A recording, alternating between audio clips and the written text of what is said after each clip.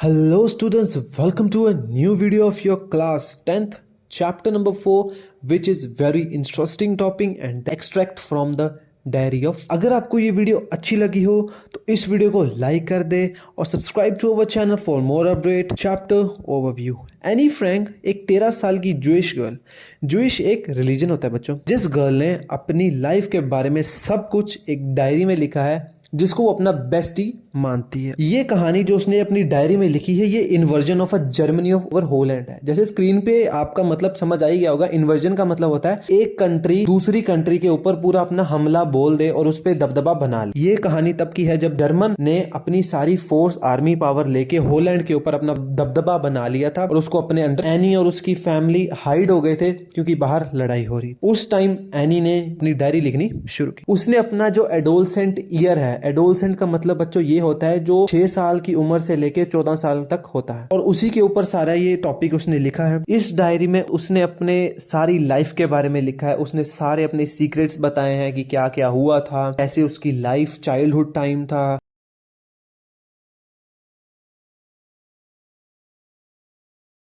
उसको क्या क्या पसंद था, उसके लाइक्स डिसलाइक, ये सब कुछ उसने अपनी एक बेस्टी फ्रेंड को बताया था जो है थी उसकी डायरी। ये डायरी उसकी फादर ने उसकी डेथ के बाद 1945 में जब एनी की डेथ हो गई थी उसके बाद उसके फादर ने पब्लिश। जब ये पब्लिश हुई थी तब से लेके ये बहुत टाइम तक ये best seller of the book भी, इसको अवार्ड भी मिला था और ये बेस्ट सेलर बुक भी। अबाउट द कैरेक्टर, इसमें 5 मेन कैरेक्टर हमें बताए गए हैं। सबसे पहले तो मेन कैरेक्टर जो है एनी फ्रैंक का ही है, जो मेन उस लड़की है। दूसरा, वो अपने पापा को ओटो फ्रैंक कह के बुलाती थी, उसके फादर ओटो फ्रैंक। थर्ड, उसकी 2-3 साल बड़ी उसकी सिस्टर जिसका नाम है मार्गरेट फ्रैंक।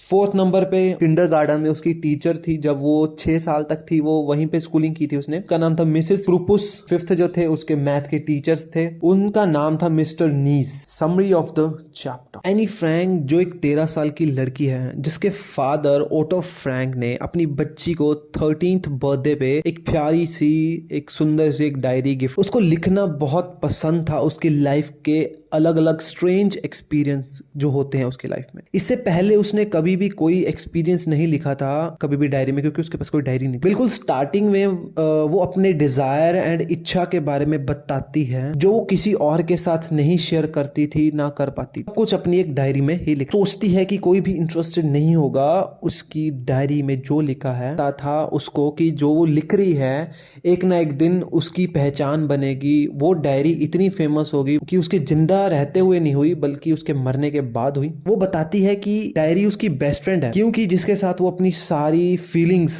अपने सारे सीक्रेट्स, अपने सारे जो भी उसके आइडियाज है वो सब उसमें। सच्ची में उसके पास कोई ऐसी बेस्टी या बेस्ट फ्रेंड नहीं था जिसके साथ वो अपने सीक्रेट्स या अपनी गिल्टीनेस, अपने सब कुछ फीलिंग्स वो अपने किसी के साथ शेयर। इवन दो कि एनी की जो फैमिली थी वो बहुत अच्छे नेचर की थी, गुड नेचर वाली थी, प्यार करने वाली थी, उसके फ्रेंड्स भी बहुत ज्यादा थे, बट वो जो सारे फ्रेंड्स थे वो ऑर्डिनरी, वो कैजुअली उनसे बात करती थी और point two point he. But उसको एक बेस्ट फ्रेंड की जरूरत थी जिसके साथ वो अपनी हर एक दिल की फीलिंग्स, अपनी सीक्रेट्स शेयर कर सके। तो इसीलिए उसने सोचा कि ये डायरी ही मेरी बेस्ट फ्रेंड बनेगी और उसने उसको ही बेस्ट फ्रेंड बनाया।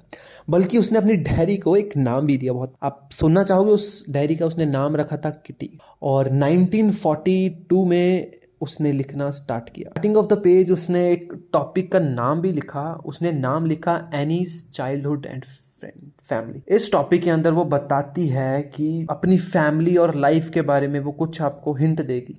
इसीलिए लिखना चाहती है इस टॉपिक के बारे में क्योंकि जो भी अगर उसकी ये डायरी पढ़े कि उसकी लाइफ में उसकी फैमिली की बहुत ज़्यादा इम्पोर्टेंस थी, और जो भी वो कुछ समझाना चाहती है उसकी फीलिंग्स वो अपनी डायरी के मतलब से, अपनी डायरी की लिखावट से वो दूसरा बंदा वो पढ़ सके, जो भी उसको पढ़। वो अपने फादर को बहुत फ्रैंकली, बहुत अच्छे नेचर के उसके फादर थे, वो उनको उनके ओटो फ्रैंक नाम से बोला। उसके फादर 36 ईयर ओल्ड के थे जब उसकी मदर के साथ मैरिज की, एंड उसकी मदर की एज नियर अबाउट तब 25 to 28 हो। उसकी एक सिस्टर भी है जो नियर अबाउट 3 साल बड़ी है, उसका नाम है मार्गरेट फ्रैंक। मार्गरेट फ्रैंक जो है वो, उसका बर्थ जो हुआ था वो 1926 में हुआ था, और जो एनी का बॉर्न हुआ था वो 12 जून 1929 में हुआ। उसके पेरेंट जो हैं वो इमिग्रेटेड हो गए थे हॉलैंड में 1930। तब वो दोनों सिस्टर्स जो हैं अपनी ग्रैंड मदर के घर रहती होती। जब परमानेंटली सेटल हो गए उसके पेरेंट्स एनी के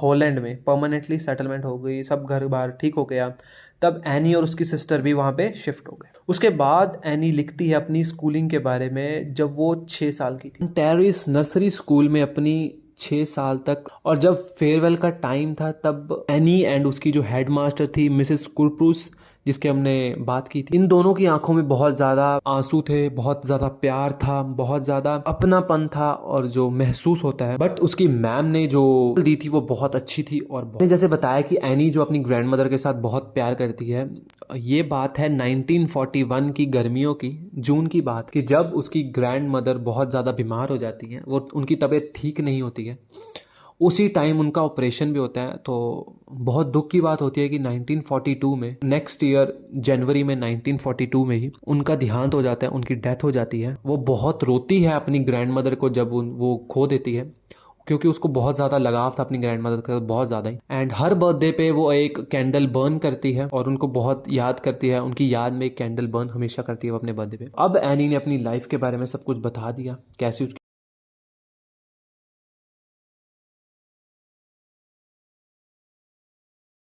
से रोज स्कूल जाती थी। उसका वो दिन जिस दिन उनका रिजल्ट आना था, यहाँ पे कोई क्लास मेंशन नहीं की हुई है, बट वो 20 जून 1942 से वो एक डायरी लिखना स्टार्ट करती है। उसमें वो टॉपिक स्टार्ट करती है, व्यू होते हैं अबाउट टीचर्स, या उसका रिलेशनशिप कैसा होता है उसके टीचर्स के अगेंस्ट, उसके अगेंस्ट होता है या फेवर में होता है टीचर्स का रिलेशनशिप उसके साथ, यानी के साथ। तो ये बात करती है रिजल्ट के दिन की। सारे जो स्टूडेंट्स होते हैं वो बहुत डरे होते हैं, क्योंकि उनको पता होता है कि वो नेक्स्ट क्लास में जा पाएंगे या नहीं जा पाएंगे, उनका रिजल्ट होता है, उनको बहुत ज़्यादा टेंशन होती है। एनी को पता होता है कि वो और उसके फ्रेंड्स पास हो जाएंगे और वो नेक्स्ट क्लास में इजीली चले जाएंगे, बट उसके फ्रेंड्स को और उसको सिर्फ यही डर होता है कि सिर्फ वो कहीं मैथ में ना फेल हो जाए। सच्ची में एनी मैथ से डरती होती है। मतलब टीचर ऐसी चीज है कि जो अनप्रिडिक्टेबल है। इस एनी जो होती है वो बहुत अच्छी एंड ब्रिलियंट स्टूडेंट होती है।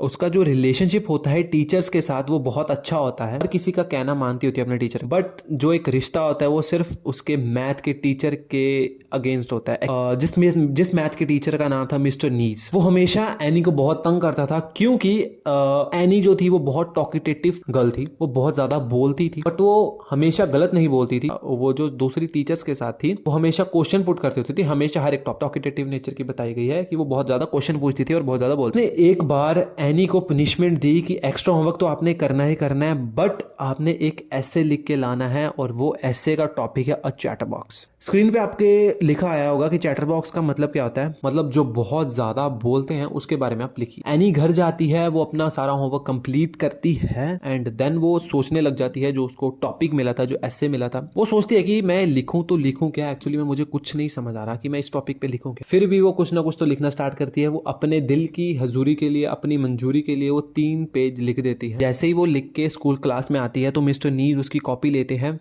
और उसका ऐसे जो है, जो टॉपिक उन्होंने दिया होता है चैटर बॉक्स, उसके बारे में वो पढ़ना स्टार्ट करते हैं, एंड वो जोर जोर से हंसने लग जाते हैं। दूसरे लेसन में वो बोलना दोबारा स्टार्ट कर देती है एनी, तो उसको फिर पुनिशमेंट दी जाती है, एंड उसको कहा जाता है कि तुमने अगेन एक टॉपिक के ऊपर आना है। अब उस टॉपिक का नाम होता है an incorrigible chatterbox. Mr Nees did not complete anything when she submitted during the third lesson she caught Annie talkative again.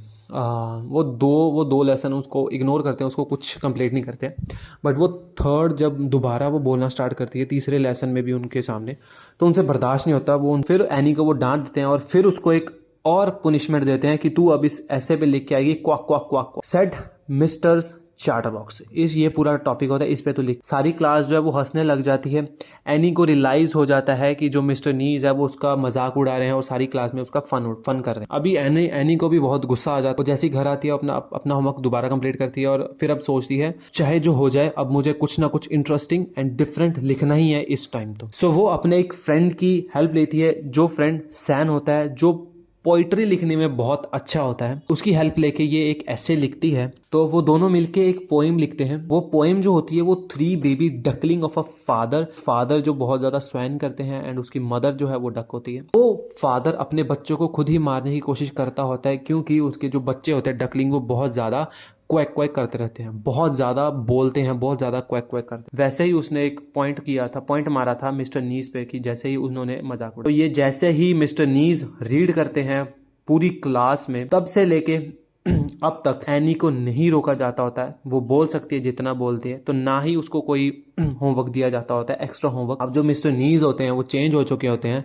जब से उसने एनी की स्टोरी सुनी होती है, एंड वो अभी सारी क्लास में मजाक भी उड़ाते हैं, मतलब फन मजाक भी करते हैं और बहुत इंटरेस्ट लेके अब पढ़ाना शुरू कर देते हैं। सो यहीं पे हमारा ये चैप्टर खत्म होता है। मिलते हैं हमारी नेक्स्ट चैप्टर में। तो तब तक के लिए अगर आप इस चैनल पे नए हैं तो इस चैनल को सब्सक्राइब जरूर करना। अगर आपने इस वीडियो को अभी तक लाइक नहीं किया तो लाइक भी कर देना, शेयर करना दबा के।